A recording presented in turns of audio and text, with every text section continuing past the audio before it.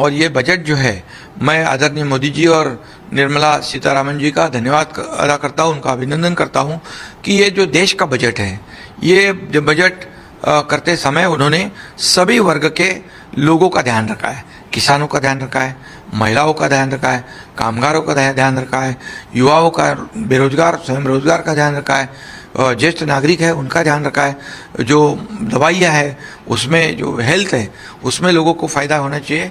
इसलिए कई कैंसर जैसे मेडिसिन है उसके ऊपर का टैक्स कम कर दिया है। जो रोज़ाना जो लोगों को जीवन में जो लगता है वो सभी चीज़ों पे टैक्स कम करने का निर्णय सरकार ने लिया है। ये सबसे बड़ा जो टैक्स पेयर है हमारे, उसमें स्लैब में चेंजेस किया है।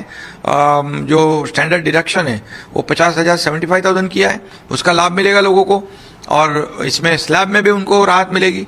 तो ये लगभग महाराष्ट्र में सबसे ज़्यादा हम लोग टैक्स पेयर है, हमें ज़्यादा फायदा होगा। इंफ्रास्ट्रक्चर प्रोजेक्ट में हम आगे हैं, हमें लगभग 1 लाख करोड़ तक हमें उसमें से पैसे मिलेंगे। 15,000 तो कई योजना है उसमें पैसे रखे हैं। तो ये सब जो फेक नैरेटिव फैलाने का जो काम है, उनकी आदत बन गई है, वो उन्होंने उल्टा इस बजट का स्वागत करना चाहिए था, क्योंकि इस बजट में 9 घटक जो है, 9 सेक्टर को प्राथमिकता दी है। और आदरणीय प्रधानमंत्री जी ने गरीब और मिडिल क्लास उसके ऊपर खास करके ध्यान रखा है, और इंडस्ट्री के लिए ऊपर इंडस्ट्री को बढ़ावा दिया है, उसमें भी ध्यान रखा है, तो रोजी रोटी मिलेगी। इसका मतलब है रोटी कपड़ा मकान हर एक को, उसमें कोई असुविधा ना हो, इसका ध्यान रखा। और विकास के साथ कल्याणकारी योजना वो भी की हुई है। हमारे देश को आगे बढ़ाना है तो ये जरूरी है। देश की अर्थव्यवस्था मजबूत करना तो ये पहला कदम है।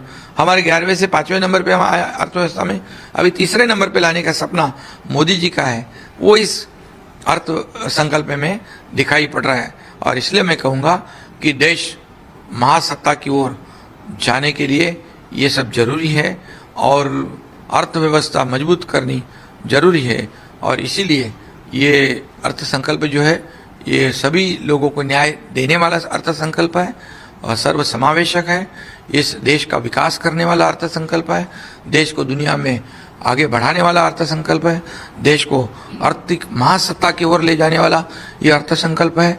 और इसलिए पिछले 10 सालों में जितना विकास किया है, अभी अगले 5 सालों में दुगना विकास इस बड़े तेजी से मोदी जी करेंगे, उनके नेतृत्व में केंद्र सरकार करेगा। उसका फायदा हमारी सरकार को होगा, राज्य सरकार को, महाराष्ट्र होगा। डबल इंजन सरकार, पिछले 2 साल में हमने कितने काम किए, कितनी योजनाएं लाई, उसमें केंद्र सरकार ने, मोदी जी ने सपोर्ट किया ही है।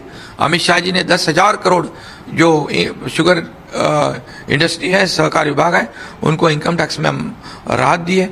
ऐसे कई निर्णय केंद्र सरकार ने लिया, हमारा एक भी प्रस्ताव उन्होंने नकारा नहीं है।